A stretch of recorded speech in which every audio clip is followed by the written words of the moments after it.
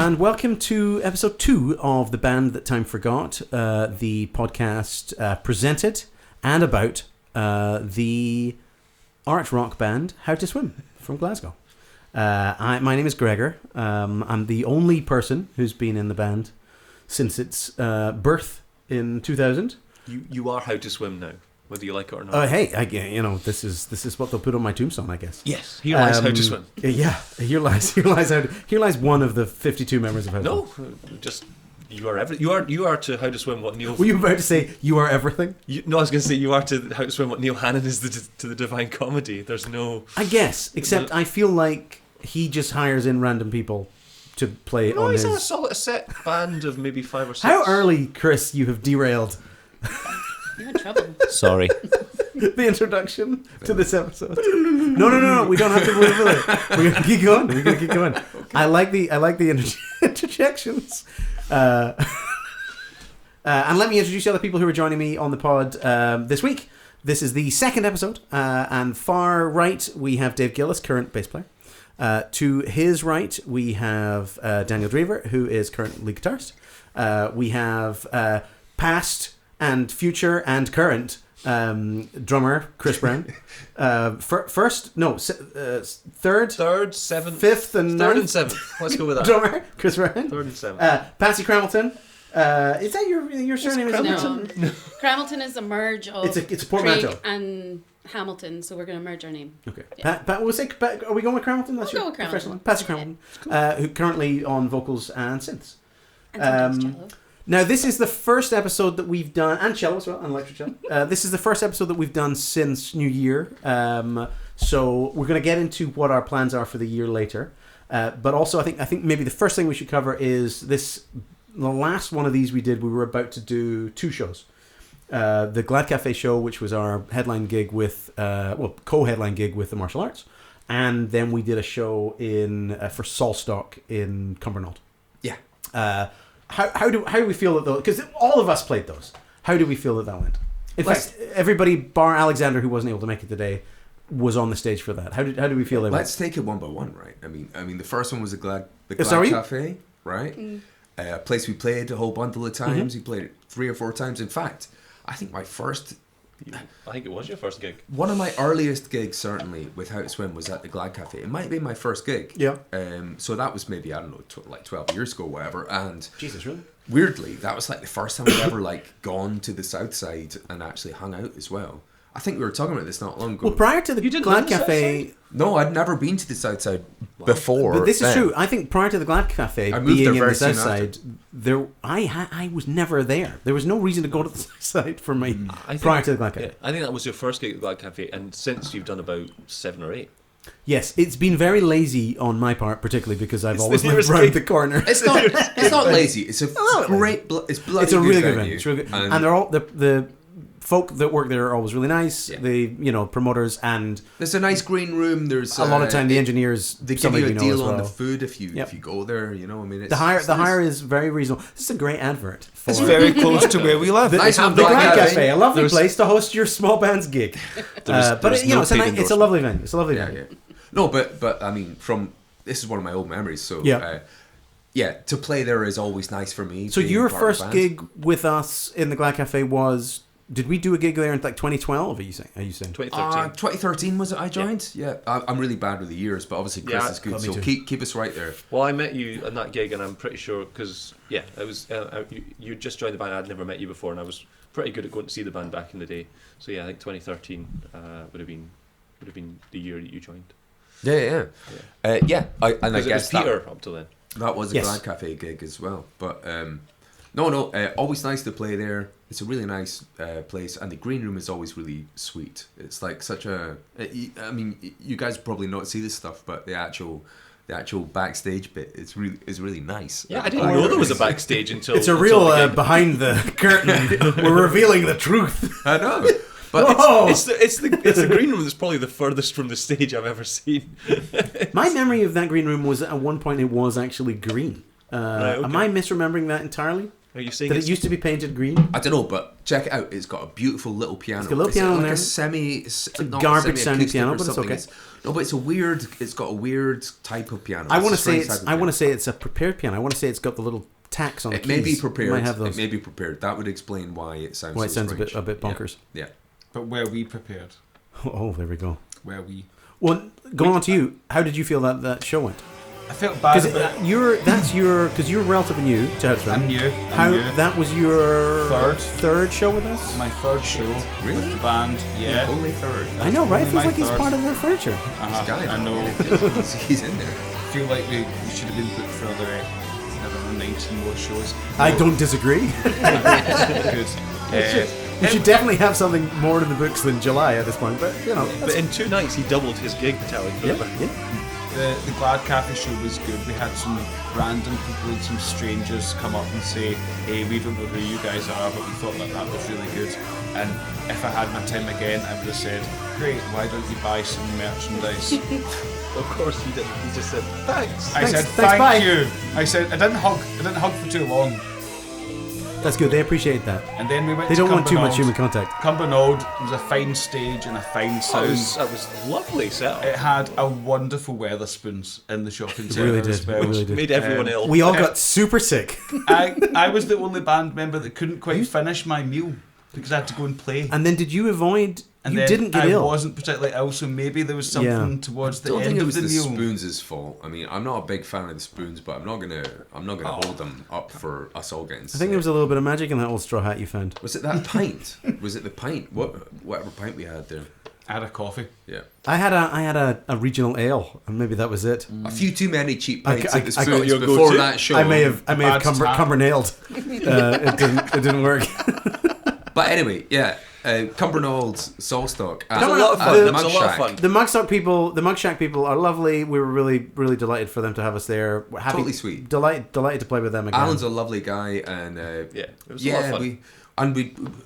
we played at the gig we played at St Luke's was was with the same promoter. a Mugstock, Mug Shack type thing. Yeah. And we said we'll go back and do it again when it's a new venue, it's a new project, a new community thing, but it's going to hopefully grow, and I think we'd be delighted to go back Actually, in the future. Yeah, it was Cumbernauld, the Mug Shack. It was the first time they've actually opened to the public properly like that in 7 years.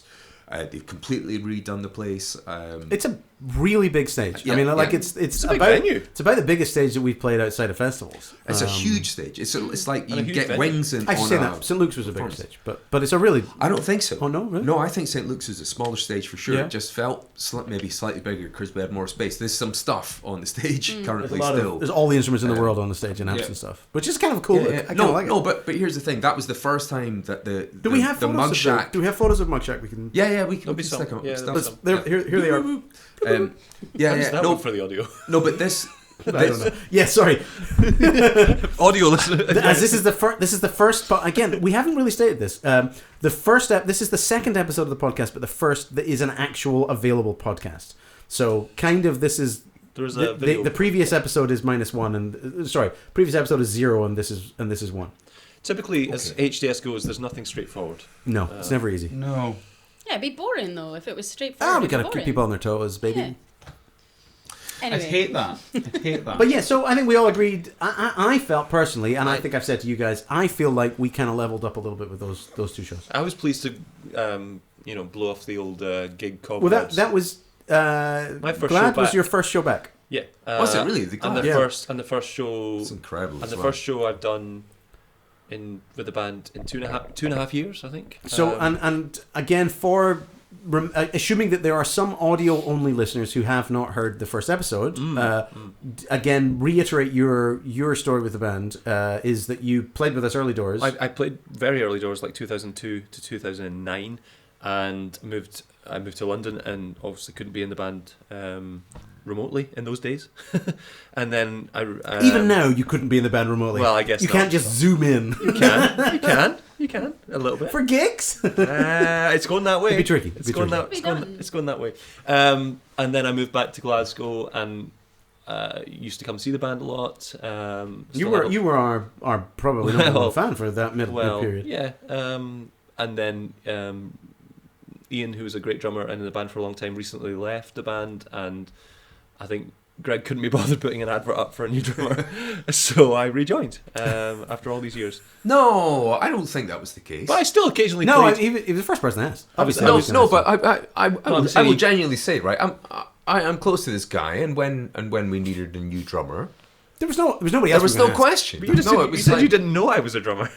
No, I did. Of course I did. Honestly, when I said recently I didn't know you were a drummer, I meant I didn't know he was that bloody good. Okay, thank right? you. Honestly, Yeah. I knew he was a drummer from the early days, but also like How to Swim weren't always 100% technically fantastic in the early days, so I didn't know he was such a great drummer. We definitely weren't. But no, turns out from rehearsals, so embarrassment on you, dude. But yeah. Anyway, but I still played with the band at intervening points in the years where I was out of the band. You play on one of the Barcelona EPs? Barcelona EP, a few things that were done for people who bought songs. People bought songs back in the day. Do you remember that? Before Spotify killed us? Yeah, so people would no. What I mean still is get no, on Bandcamp. no. Got People- Bandcamp. No, I don't mean what you. Nobody did after Spotify. I'm talking about unfortunately. I'm talking about something else that you don't remember, What are which you is people would buy songs in the sense that they would pay you to write a song about them. So We did that No, for a crowdfunding. that was for Niagramma. Yes, yeah, that was to crowdfund Niagramma. Yes. Well, you're correct. You are. Of And I course played you're on a correct. couple of You're those very good at recordings. remembering. And you wrote 3 songs for that. I think it was 2 little mini EPs that only existed as personal sets of songs for specific people Yes. who had paid you 500 quid or offered whatever. so it was. many must things. You small offered. print You that. offered. You offered. You still own that. Yeah. I mean, I guess nobody's going to argue, but As part of that crowdfunding, you were offering to do things like go around and make people dinner. yeah, no one took me up on that. And So, somehow they assumed that I would be a poor cook. Shit! I just remembered. You were gonna make was it a painting with your ground up baby teeth? Yes, that was the plan back. Did you do that? I don't think you offered anyone that as a actually package. asked for What it. was the most outlandish? But package? I did. Wait. What I was did it? Your grind up. I ground up my baby teeth in a pestle and mortar, with the ambition of grinding it into a paste and using that paste to make a bespoke painting for You anyone buy who that asks. package? Hello, I'm going to try and make paste out of my baby teeth. These are my baby teeth, and I have an acrylic resin that I can apparently add the crushed down baby teeth, which will be a white pigment, and then make a paint with which I'm going to do paintings, which you can buy. So this is me attempting to crush down baby teeth to see if that works.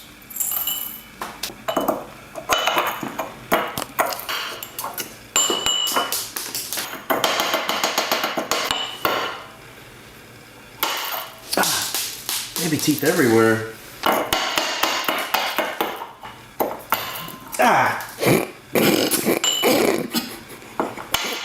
Oh, they smell. They're really smelly. Why are they so smelly? As part of the fundraising drive for Niagramma, but nobody actually took us up on this. Although I did make a whole bunch of fondant fancies from scratch. I made some fondant From your fancies. baby I feel like Out every of my time, baby teeth.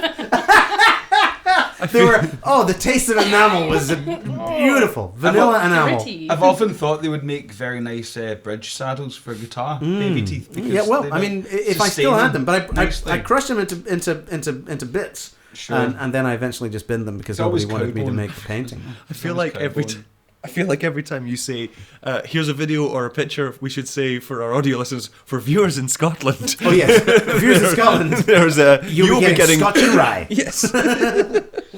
Yes, and again, we have to remember that this isn't holy video. And again, I'm sorry for the people at home listening. You won't see the things, but go and Google the things. Go and watch the things. Or once you finish listening to this podcast, why not go and watch the video version, which is already on YouTube. Like and subscribe, baby. Because we're so attractive to look at. Well, you're missing something. Yes. Anyway. Okay, so Next Good agenda. work, Bob. Patsy. Good work. Glad Cafe for me Yes. was great. It was really exciting. That was your Second. only second show with Only us. Yeah. second, and the first one I played the cello. Mm-hmm. Well, which is a new electric cello that you didn't have before. Yes. Yeah. So I've been learning to play it Since you standing joined, up, yeah, which yeah. is challenging. Is that quite different? Previously, you did it just lying down, which was really weird. Horizontal cello. No, like usually I'd sit down, so but it was really fun. So I really enjoyed it. The staff are so nice there. It's a really nice venue. and it was really lovely. Had such a nice time hanging. Did you have more fun at Glad Cafe or Solstock? So I can't be objective about this because I was ill at Solstock. That was me starting to get ill. She made us ill. Yeah, you're patient zero. You're patient I zero. don't think I was, but An illness that took us We were all all, out we for were about all 2 weeks. completely ill over Christmas. so ill. Destroyed. For some Destroyed. reason, guess who was the first to be ill? It was me. So it began whilst I was on stage singing, and I'd be like coughing. So that I was fine. But it was really nice. I loved it, and I really liked the venue, and I loved that the upstairs it was like a community area. Hang on, we're talking about Solstock. Yeah. It was like a community area. They had a place for kids to like play games, and my friends came along and they brought their tiny little baby with their cute little ear defenders, and then they brought out some toys for her to play. Like it was, they didn't ask, they just did it. It's a nice vibe. It was free and it was family friendly. Yeah, it was lovely. The How to Swim podcast. Just off camera to my friends, to some of my greatest friends. Sorry, Dave. No, darling. off camera, I would say, This is why we shouldn't do this with me. Yeah, don't go back there, Greg. I'm listening. I think you know what I'm trying to say. You know, I think the band's even better. Well, you did say that. How the fuck did that happen? Dave's taking it extra. No, Hey Dave, do you know what's really going to make you pop on camera? Take one of these, man. It's a 1998 Mitsubishi. This is the stuff we need. You to wouldn't do that on X. This is cute. Dan, you played the Solstock, didn't you? I played Solstock. Yeah, I you did did a a solo solo set. acoustic set. I think, did I open for How to Swim? Or was there someone on there was before? someone on in Someone between. on. Technically, everybody opened for How to Swim. We were the last band on. Yeah, no, we were the headliners. Well, actually, we were the headliners, but I was the support. it was Do the you know what? fire alarm that opened for us. Wait, we actually there we have might be video some footage of the footage fire of that. alarm. We could have a video of the fire alarm going as we were about to start play our first note. Which never in 25 years has that ever happened. So, you know, it's all, every day's a school day. It's funny you say every day's a school day because as a part of the routine of working in a school, fire alarms go off quite routinely. What a segue! Yeah, I know, right? I spend a huge amount of my time standing with the ear defenders on during fire alarms. But I was, weirdly, when that happened, I thought, imagine if this was like our big show. Our big, super important show that we had stressed and worried about. Who cares then? And then it just didn't happen at all because I genuinely the thought we building weren't going to play closed. because I knew they had. Right, I knew they had. We were starting at like 6, and they had to have everyone out by about 7 Yeah, or 7:15. yeah. I So thought that was it. That we weren't going. we were going to be outside for like 40 minutes or something, and we're not going to get to but play. we got back in like 2 minutes later. Oh, 3 minutes maximum. Yeah. No, and that it was was great. miserable outside as well. It Honestly, was so long you have to wet. wait for the bloody, fire marshal to say whatever. But Yeah. No, I assumed it was going to be that kind of situation where they have to call a guy in and blah blah blah. No. But I guess there was only 9 people in the building, so it was fine. I wondered how we were going to work the fact in that there was. It was quite a subdued audience. We've established. Intimate, very intimate. We've established that Mug Shack is brand new. brand new. Yeah. Right, this is the first time they've invited the public. It's the first time to they've done actually it, so play it was for like 7 years. It was quiet, but and there were a few people there. It's okay. again, to any bands out there considering playing that venue, it's a lovely stage. It's a lovely stage. Great. By the way, Mug Shack is a little old place where a small amount where of you people can go and play get some. together. small amount of people can get together. Mug Shack, baby, please. The How to Swim podcast. Here's the other thing as well is because this is our first New Year episode. Admittedly, we're recording it a little after New Year. Of the 5 of us, do we have any New Year's resolutions individually or as a band? You can't spring that on us. I mean, you can. It's a New huge Year's. spring. I mean, I do. I don't know. Go on. I got That's some. what you got. So I've started my own business, and I'm planning to get 10 weddings booked in to play. Awesome. And I'm doing wedding conventions like As one a cello as a wedding. cello Yep. thingy. So that is my resolution, is to like be really annoying on social media and just like. Well, I'll start for you. If anyone's getting married this year, Thanks. look no further. Marry Chris. I've sailed. You've got experience. I've You've sailed done one that ship. But thanks, Greg. Maybe we should get married. Hey, let's Oh, you have to you're marry- let's you are make that. if we make it to 40 and we're both single, we'll get married. 40? Oh no! You are now my significant other. Chris, what is your I don't really make New Year's resolutions. I bought a set of scales because I thought I weighed myself at the start. You want to be more reptilian than you were last year? I want to lose a little bit. I want to lose. Are you serious? But you're so tall. How you didn't lose enough in 2024. I found out that I'm not. What? What was that? I thought it was just defeat after defeat for you in 2024. Thank you very much. That was 2023, actually. 24 was better, but thank you. Well, fuck you too. But also, I would have made that guy whoever had said it. Are you gonna? You don't need to lose weight. What are you talking about? Oh well, I did the whole BMI calculator thing, and which is ridiculous for you're so tall. I know, BMI but you put your height in. BMI makes no sense when you're 6'6". Well, it does because you put your height in. He could have very fat organs. I'm not no overweight, need for braces. I'm not overweight, liver, but I'm not close to where I want to be. lungs. I want to be bang in the middle. If you get fat lungs, I'd like to lose like a stone. I'm not. It's not a particularly big ambition. Okay. I'd like to. Can I suggest Ozempic as a successful way of doing that?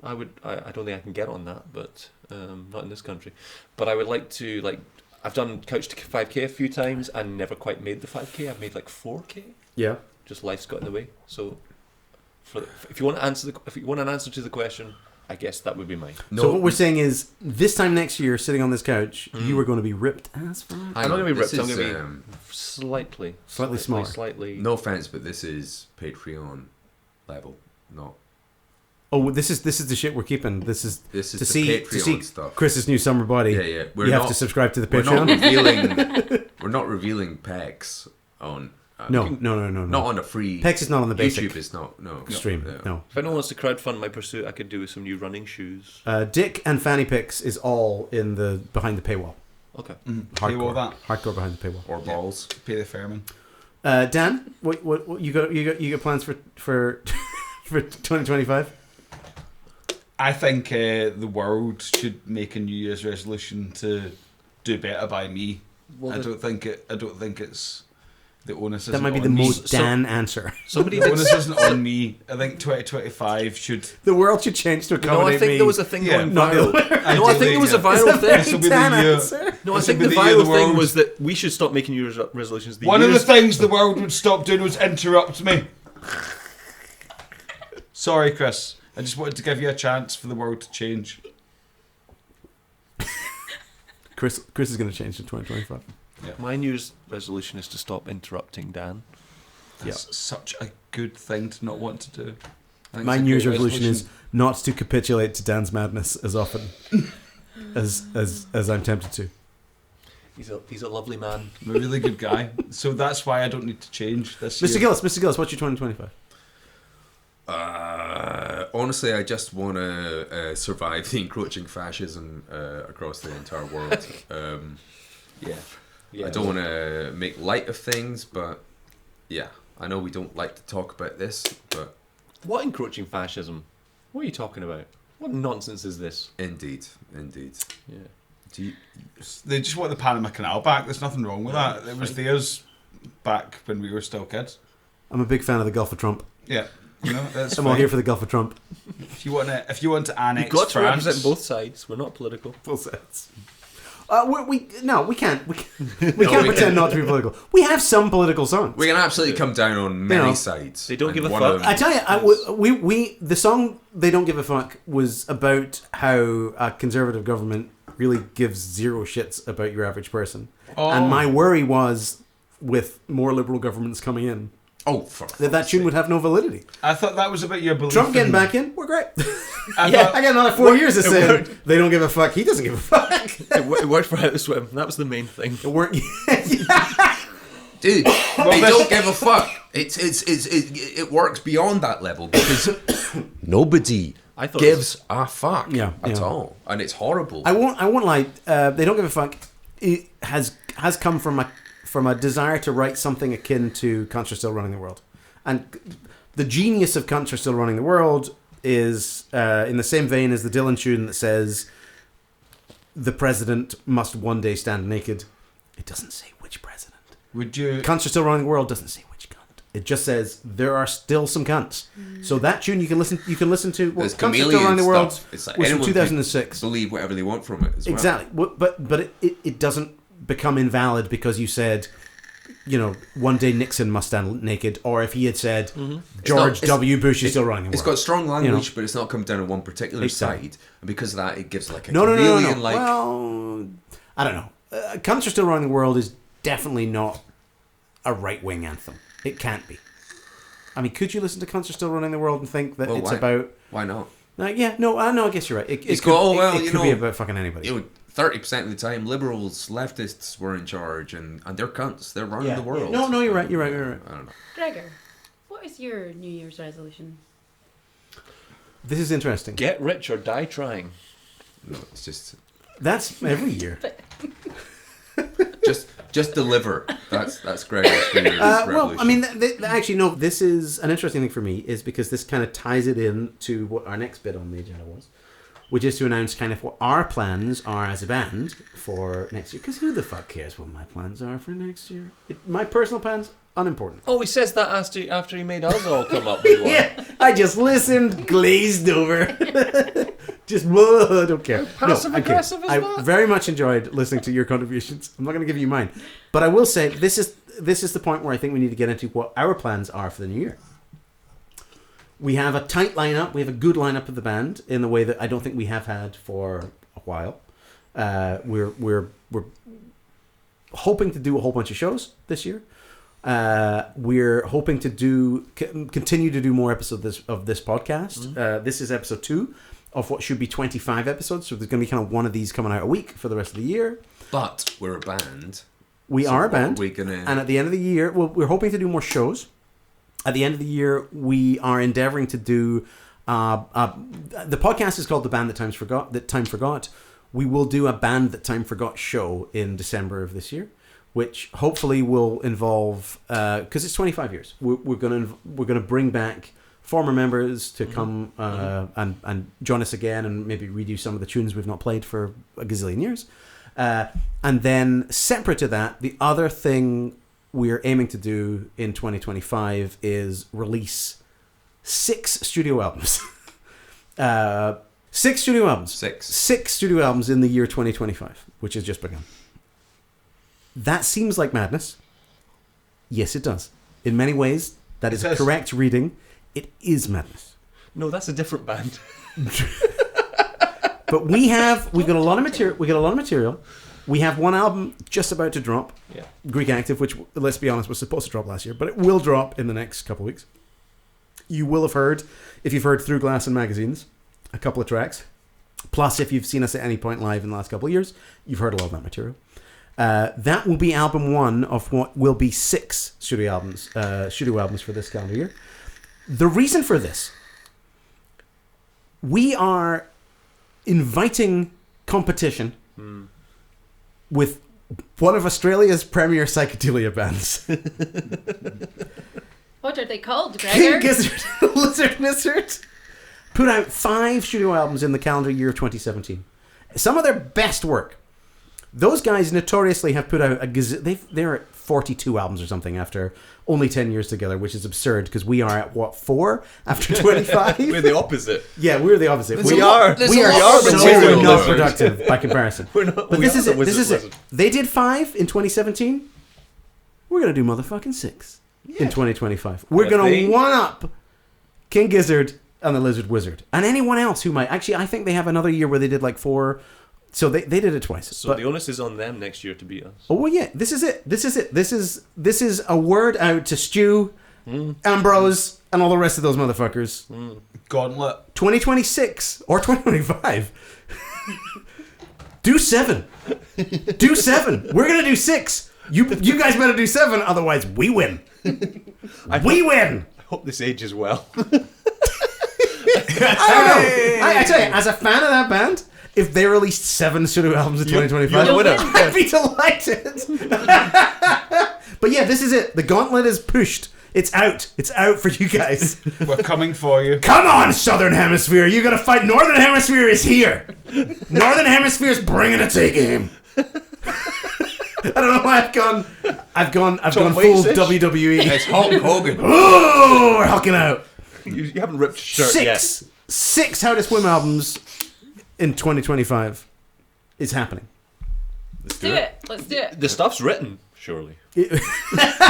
Like he's just checking. No, the first one is almost there. Two are there.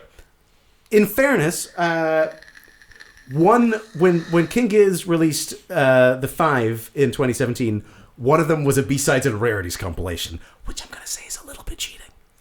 So we five easily would do be that. still a win, right? We're gonna have No, I've got to go 6. we're gonna have 6 of fully new material. 6 of fully new material. But this won't be a Guinness World Record, surely. Oh, I don't think so. No. But yeah, that is our main plan for 2025 is six studio records, and we will hold. And you guys out there have to hold us to it as well. We need, make us stay honest. Heckle us. Shame us. Shame us if we haven't done it. And also, and this is again an invitation to King Giz. Shame us if we fail. We can't swing our dicks around like this and then fuck up. So if we do, grind our balls in the dirt. But yeah, so that's it for what else? What else are we planning for this year? I think we possibly need to talk about the album that's coming out soon. Yes, and the Greek Active, which we had said was coming out last month and was supposed to, but we've been slightly delayed with the mix. We're finishing the mix this week. Yeah, and that record should be out for the end of this month. Okay.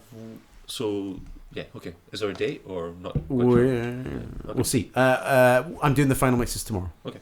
And sorry, not tomorrow. This is it doesn't. You don't know what day it is. But I'm doing the final mixes on Monday. By the time this is out, the final mixes are done. What's the next single going to be? I think we're gonna do "It's Only Love" as a single, which will be the last single off Greek Active. No, dress you up like her. Geez, this is too esoteric. This guy loves that track. What's the next single was good? Isn't it nice that people in the band like some of the tracks?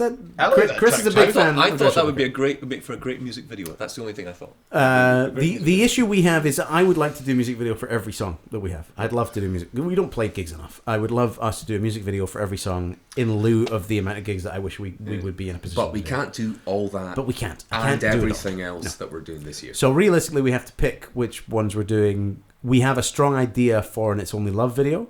And the idea is that we shoot that within the next 5 or 6 weeks and have that come out.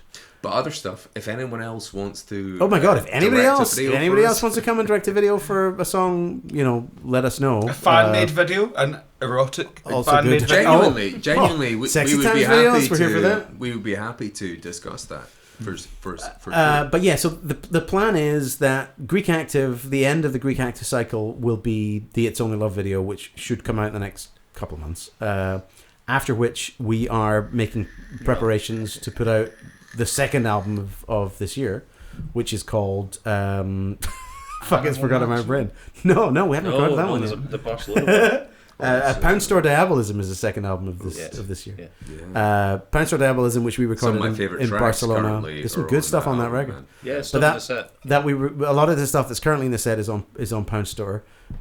We recorded that in Barcelona a little while ago. 2023. But that will be out in the spring. Is the plan. And then 4 more of a variety of different kind of sounding stuff is coming for the rest. And if we get stuck, it's just going to be a rarities compilation because apparently that counts. You fucking King Giz got away with it. Can we do a physical release on SD? I think just dongles. Dongles. What about USB? Just USB dongles. What about 128 megabyte sort of Oh no! It should be dongles. No. They should link all come only. Link only. They should all come on dongles, but dongles shaped exactly like our genitals. Sure. Full. We should go full. Ramstein. There'll be a hit with hen nights, hen do's, stag do's. Yeah. But Ramstein did it. Ramstein did the. Oh God, yeah. Dildos. Dong. Cut to the explicit shapes of everybody's genitals. The How to Swim podcast. So it doesn't hurt to reiterate the plan for this year, and we might do the podcast beyond this year, but the plan for this year is, because it is the 25th anniversary of How to Swim, that we will do this podcast for 25 episodes, and arguably each episode is focused on 1 year. That doesn't entirely work, because we did have a hiatus for 6 years in the middle. But I don't know. We can just show a black screen and. No, we can focus on a different band member for those years. And what did you do in 2016? What did you do? How did you keep yourself busy in 2019? In 2020 during the pandemic. Yeah, but we can have a conversation about that down the line. But for now, I think this technically as episode 2, with episode 1 being about the very early days, the 2000 of the band. This is the 2001, and I think maybe the question is what was the band in 2001? What did we do? What did we release in 2001? I can't remember. No, and that's a shame because you were the only one. Because I was the only one who was there. But was that the year that we put out the 3 EPs? Maybe. I think so. Yeah, I think that was the era where you were. So it's definitely the year in which I wrote Mona. It's the year in which I wrote Mona. The band was actually formed in 1999. That's also true. But we didn't do a gig until 2000. Until 2000. You basically sat around in a room recording random people playing random chords, not all at the same time. Do you want to hear a bit of this from the mini disc? No, I'm just saying. We could play a bit of this just now. This is the bullshit that constituted How to Swim in 2000. No. 2001 I started writing songs. But 2000, it was just this. It was there was periods where it was just you and Mike. It's me and Mike and Ming and Mark. People in rooms just talking about what they were doing randomly playing shit the night before, while somebody plays a G and a C and a D in the background. That's generally what I have to sift through in the archive. You're listening to people learning instruments, really. Yeah. So I don't remember what band, what member changes, because the original. I think. Do you know what I would really like to talk about actually? Mm-hmm. And this is going to sound really somber. Bring it. But we need to talk about one of the kind of co-founders of the band. We have to talk about Tang Chi-Ming. We do, and because although I didn't play in the band at the same time as him. We haven't covered this yet. We need to cover this. He is essentially the guy that formed the band with you. You met him at university. And you were like, I play guitar. He was like, I play guitar. Let's do a band. That was kind of, I think, the story. Mm-hmm. And then he was the guy one up and one along in my house. He was the guy who essentially said to you, he was telling you a story about how, I'm pretty sure I've got this right. He was telling you a story about one night when he was young, when he learned how to swim. Mm-hmm. And your response was... No. He wasn't. He was talking about how his younger brother... Okay. Who's probably 30 now. Yeah. But his younger brother at that point had not learned how to swim. Yeah. And his family were worried that he hadn't learned how to swim. And this was a conversation on the way back from King Tut's, I think. I had written a whole list of names, ream of names of names for the band that we were working on. Yeah. And they were all like Gorky Zygotic Minky style. You couldn't names. Agree on They anything. were but they were all hard work names. They were all like Greg King Gizzard and the Lizard Wizard. They were all fucking King Gizzard and the Lizard Wizards. I'd written 35 of these. Yeah. And Ming and Mark, who were the band at the time, and Mike, to a degree, were all like, no, these names all suck. Yeah. And on the way home walking we were in the bar or something. You were at King Tut's. I'm pretty sure you told me at the time you were at King Tut's. Yeah. And Ming said something about his younger brother learning how to swim. Yeah. And I said, how to swim? That's the name of the band. That's the name of the band. His response if you don't like the ones that I've come up with, which they didn't, I was like, come up with something better in the next 7 days or 3 days or whatever it was. It was 30 days, I think. It wasn't 30 days. Nothing happens on a 30-day time scale. Okay. I'm just telling the story you told me. But it was like 3 days, 4 days. Yeah. Come up by the end of the week. Come up with a better name, or our first rehearsal, our first gig is as How to Swim. So technically, Ming. He didn't come up with anything better, although he hated it. Well, they didn't. He hated it. I still hate it. But Ming. Good luck with that. Unavoidably, I mean that But that will forever be known as the guy that kind of came up with the name to a degree. Yeah, and he was in the band until about 2002, I think.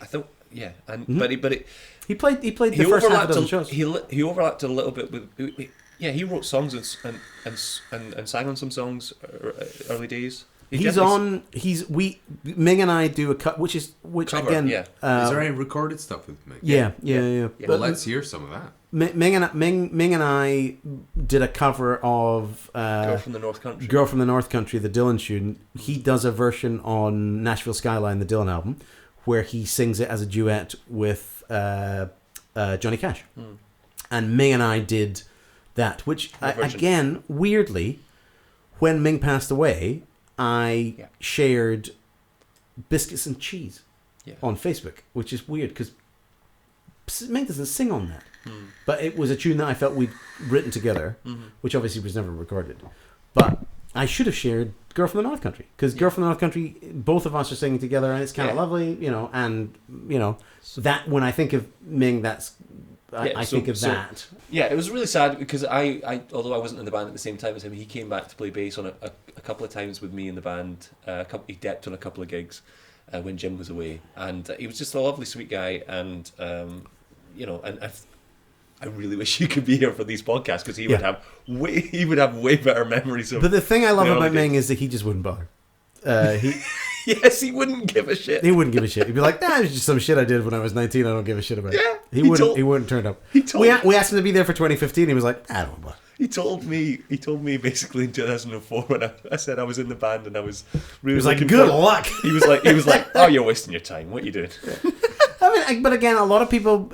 We've had so many people in the band, particularly when we started early doors. Nobody was really a musician. He was incredibly enthusiastic back in the day. I can tell from the early recordings, the early live stuff. But he was really into it. But again, people change. People go and do different things. Of course they do. And he went. He was an architect, and he was your muse for a couple of years. And again, and I will always appreciate that from Ming. I he was have great. Nothing but fond memories of that of my time with that guy. Same here. While we're talking about Ming, it seems madness to not speak to Mike, who again we were talking about in the last episode because he did feature. Did you see that I cut a little bit of that? I did, and I was impressed. That first episode. We didn't cut the whole set though. I know, but it's all good to go. Okay. But yeah, let's have a little word with Mike and see what Mike, particularly, let's get Mike's memories of Ming. That'd be great.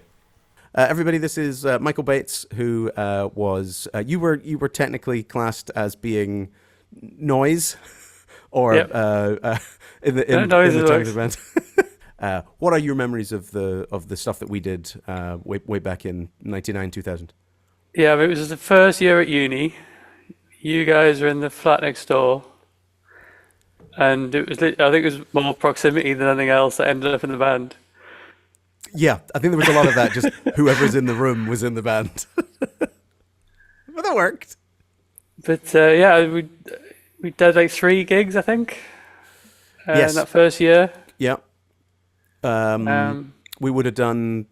I think we did 2 Fury Murray's gigs. There was 2, and then the third gig. I can't. I think Chris and I tried to work out what it was. I can't remember what the third show would have been. Can you remember playing another venue that wasn't Fury Murray's? I've been to a lot of House Swim gigs over the years, and it's remembering which ones I was in and which ones I was just watching. It's difficult for you to delineate the ones where you were on stage versus the ones where you were in the audience. Professional musician wasn't on my resume, so it's like sometimes I'll turn up and play instruments, sometimes I'll turn up and I won't. Do you have any memories of that first show? Is that the one where we got McDonald's? I don't know. So somebody got McDonald's and I didn't have it, or I couldn't afford it. There was some issue, so I got somebody's spare burger, and it was absolutely rancid. And it's like the first time I tried McDonald's, and I hated it. Hang on, you've never had McDonald's before? No. That's wild. I probably only had it for like 4 times in my life. Right. And once was that one of either the first or second gig. So your memory of this show is that somebody gave you a cold burger. Nothing to do with the performance has stuck in your brain, but this particular rancid. It was exciting, and I feel like the only other people there were people on our course. Yeah. Fortunately, when you're 20, it's easier to get people to turn up to a thing than when you're 43. So it was probably better subscribed than a lot of the gigs in the intervening quarter century. But was it quite a big room? Because I feel like it was very sparsely populated. And I recognise every face. It was a way too big room for a band that have never done a show before to be playing. To be honest, and it's very difficult because of they've got the cattle grid over the front of the stage for some reason. I don't know if you remember. See, I don't think they had that then. They did. Yeah, there was a big cattle grid up the front on that very first gig. I do not remember that. We've got some still photos of that show that are taken from the audience looking at us through, through bars, horizontal bars. The zoo animals around. Yeah. It's very strange. But yes, okay. So I think we've established your memory for the actual shows themselves. I mean, I was on stage. Probably one of the only times I'd been on stage at that point. So there's like bright lights in my face. I'm well aware that I can't play an instrument, and I'm there performing. So I just tried to enjoy myself, I think. Did I have the keyboard in that first show? Like the little mini keyboard? I don't know. Anna was there. Possibly Anna would have played. No, maybe. Did you play? There was one. It was like literally I had 2 keys and I just had to press them repeatedly. That sounds about right. That sounds like a lot of the keyboard parts I would have written at about that time. just do those 2. Or hit it with your fists. I don't think I had the bongos yet. But I did have disagree. bongos. I think the bongos. I think we've got a photo of. I think there are visible bongos in the. Oh, okay. In the. We'll bring them up on the podcast at this point to prove whether I was right or wrong. But potentially I was wrong. But I'm pretty sure there are photos from that first show with bongos in hand. Was there a triangle? Also possible. Yeah. I don't know what the triangle would have been on, or was it just part of your general percussion? You just gave me a pile? bunch of stuff and let me get on with it. Well, the inspiration for let's get our good friend who doesn't particularly have an interest or not particularly an affinity for music performance to come in and just rattle about. There was a guy called Bob Nastanovich in Pavement who basically did that exact thing. He had a couple songs where he would yell things into the mic. He had a little set of drums that he would bash, and I was like, it's fun to have a guy in the band that does that kind of. What's the Miles? Could be our Bob Nastanovich. What's the Miles Teller drumming film? Whiplash. Whiplash. It's like the exact opposite of Whiplash. Yeah. Where rather than it being not my tempo, it's any tempo. Any tempo is fine. whatever tempo you fancy. But yes, and the other thing also to talk about, obviously, that was a period where Ming was in the band. Ming was still in the band for a little bit after, but predominantly the time that he was in the band was while you were also there, and obviously no longer with us. What are your memories of Ming? The first thing that comes to mind with Ming is he was very forthright. Like Yes. he always spoke his mind. And like sometimes even like not necessarily to anybody, you just like a thought would occur to him and he just blurted out and but it was it was honest and to the point. Yeah. Well, we were talking earlier in this episode about whether or not if we were doing the podcast, if Ming was still around and we're doing the podcast, he would want to be involved, and we were like, no, I don't think he would. I think he'd be like, I don't want to do that. Yeah. He wouldn't have sugarcoated it or pretended he wanted to part of it. It's like, it was just something I did for 10 minutes 25 years ago. Not so bothered now. I think it could rub people the wrong way, but I always appreciated it. Yeah. No, I think the honesty was fun. There was there was a bit of a what would be the polite way of saying it? There's like a wild card element to it. There was a slight wild card energy, but also maybe a slight kind of like Asperger's adjacent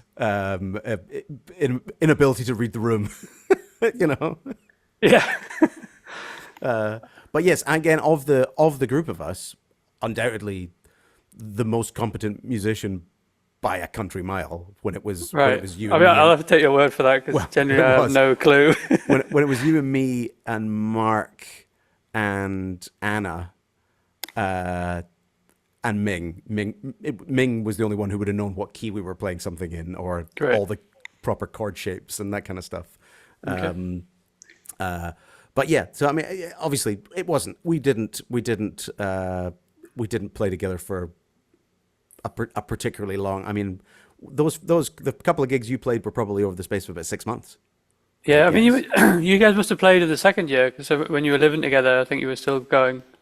I think Ming maybe did another couple of gigs. Maybe he did the fourth or kind of fifth gig, but then by that point, we were other musicians had come in, and I had left the architecture course, so I wasn't really seeing you guys to this with the same frequency as we had been before. But yeah, that brief free-form period of the early band was I mean, I remember it fondly. We've got the recordings of mad jams, and actually from my perspective, kind of as a songwriter, it was I think an important part of the process. If that makes sense. Of you have to go through the process of just farting out whatever you've got, and then realizing how you would congeal something into something with slightly more structure. I really enjoyed it. I had the benefit of, if I didn't enjoy it, I wouldn't keep doing it. It wasn't something I was like pinning all my hopes on. So no. The sort of 6 months to a year that I did it, I really enjoyed the whole time I was doing it. I mean, the only time I stopped was because I was too busy. With the union stuff. So, I would have happily carried on. When you're picking your band from people who are also practicing to become architects, like these are not people known for their free time. Yeah. There's a lot of pressures involved on that course, which obviously I pressures that I completely failed at as I dropped out of the course after 12 months or something. I think the thing that I've enjoyed the most is like coming back to it over the years. I've gone from bandmate to fan, I guess. Yeah.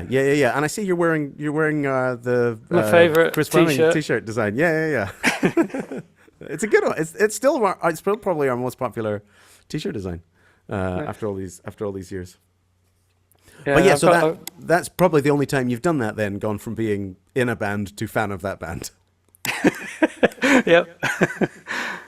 But lovely to see you, man. And yeah, I'll talk to you soon. Yep. See ya. Hey guys, what's red and green? I've never we heard haven't this one. found a space to put it in. I haven't heard this What's red and green and blue all over? I don't know, Dan. What's red and green and blue all over, Dan? He's never told us this joke before. An RGB cable. The How to Swim podcast. Well, thank you everybody for joining us again for this second episode of the band that time forgot, which is also the first audio episode.